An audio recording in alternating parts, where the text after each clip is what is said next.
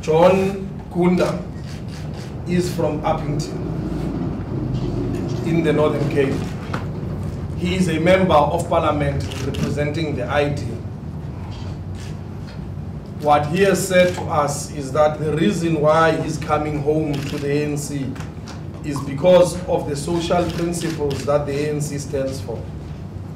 With the ID, there was still hope that the social policies of transformation will still be implemented.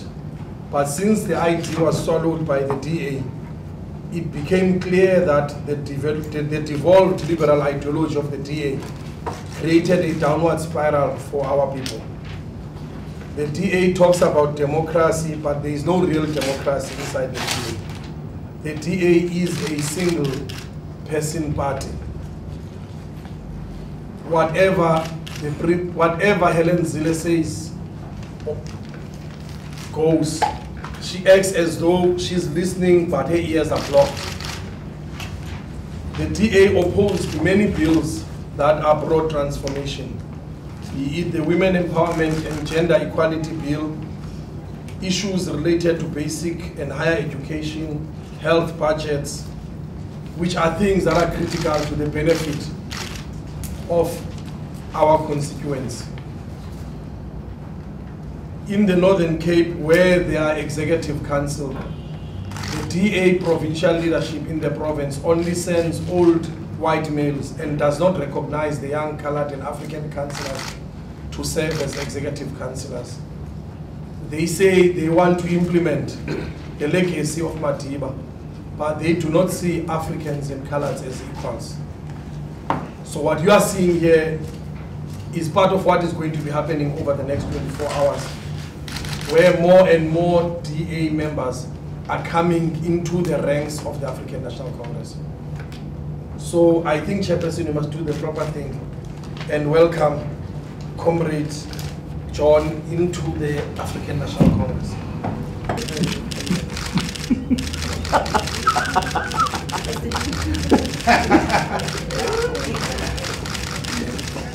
Welcome. Welcome. Yes. I think let's give Comrade John just to reflect on his own experience, and especially in Parliament, and what they've picked up. And just to say, the last 3-4 months, we have had good discussions and interactions with him. And clearly, for example, we said if he is interested, we will await him. And today, in fact, he is pronounced. Thank you, Chair. Thank you to sit here, and I'm very happy to be here today because as of tomorrow, I'll be a member of the ANC. Right now, I'm joining the ANC because it's the only party that can bring services to our people. And what is happening in Parliament is not what people are seeing outside on TV. In Parliament, decisions have been taken by a single person.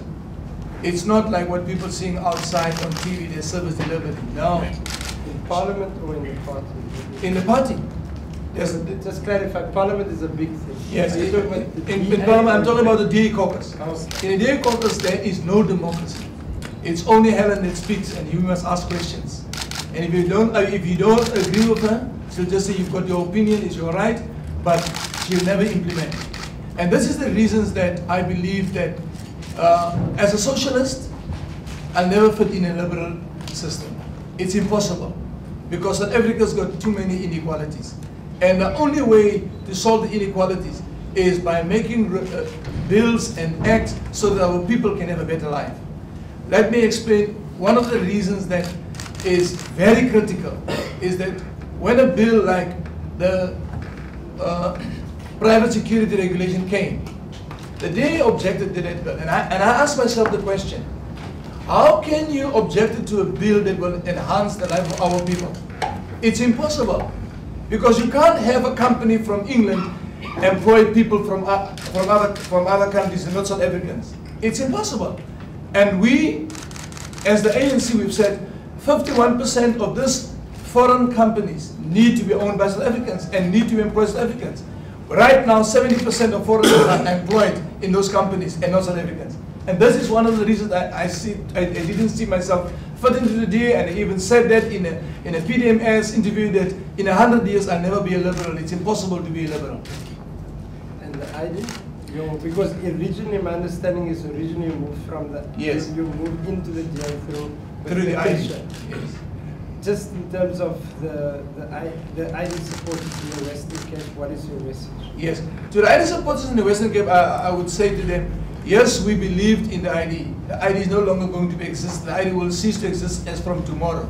So I urge you as ID members to come out in your hundreds and in your thousands to support the ANC, to support the vision for a better life for each and everyone, where the people know they can have a say, where you can elect your own representatives, not people who apply and they are being employed because they apply because they've got better education than you. People are not educated, you can't apply because the DA won't employ you.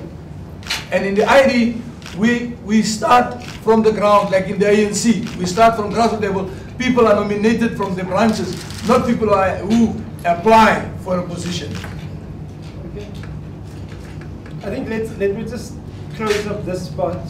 Nobala has started it. He indicated that there is quite a few discussions as we speak taking place. In fact, this morning we had a meeting with at least 2 DA councillors within the city of Cape Town. We are at 5 o'clock today. We'll be welcoming back, and not even back because it's people that were never in the ANC most probably.